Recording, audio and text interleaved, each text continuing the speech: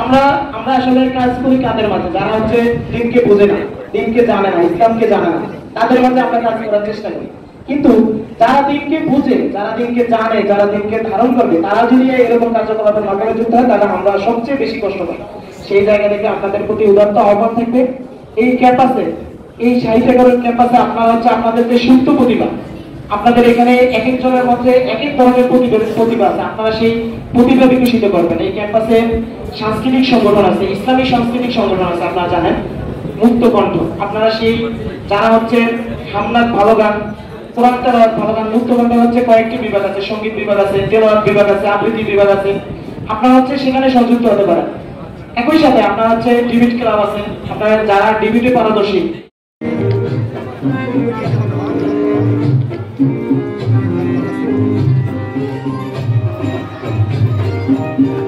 বয়স কত? 54 বছর।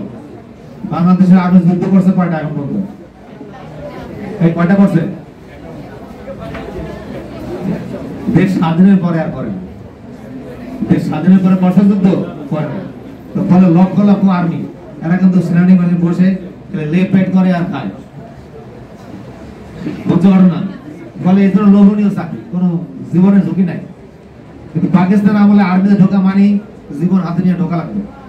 তো যুদ্ধ মানি জীবন যায় কাদের বেশি? আর্মিতে যে কোনো সময় জীবন চলে যেতে পারে। এই কারণে আর্মিতে কেউ ভর্তি হইতে চাইতো না। জিয়াউর রহমানটা তখন জোর করে আর্মিতে ভর্তি করে দিয়েছে। এখন বিষয় হয়েছে কি, যদি জিয়াউর রহমান মেডিকেল চান্স পাইতো, আজকে যেমন তোমরা সবাই তার নাম জানো, তোমাকে নাম জানতে পারতা?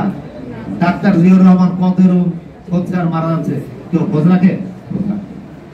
আসলে আল্লাহ তাকে বানাবে প্রেসিডেন্ট, কিন্তু সে হইতে ডাক্তার। কথা বলছো? এই জন্য আসলে কার ভাগ্যে আল্লাহ কি লিখেছে আমরা জানি না। এগুলো তোমাদের হতাশ হওয়ার কিছু নাই। জিয়াউর মতো হতাশ হইয়া পড়াশোনা বন্ধ করে দিয়েছিল, তোমাদের হতাশ হওয়ার কিছু নাই।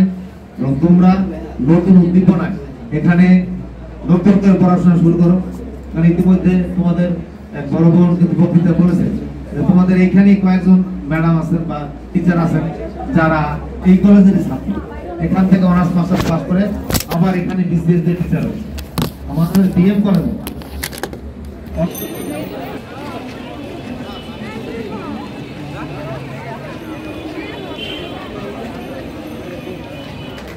Thank you, sir, and thank you, Precious. Now I would like to call Orpa to continue her speech. এই কারণে তোমরা ইসলামের ইতিহাস পড়ো। ইসলামের ইতিহাস যারা পড়ে না তারা অনেক অনেক ইসলামের ইতিহাস জানে।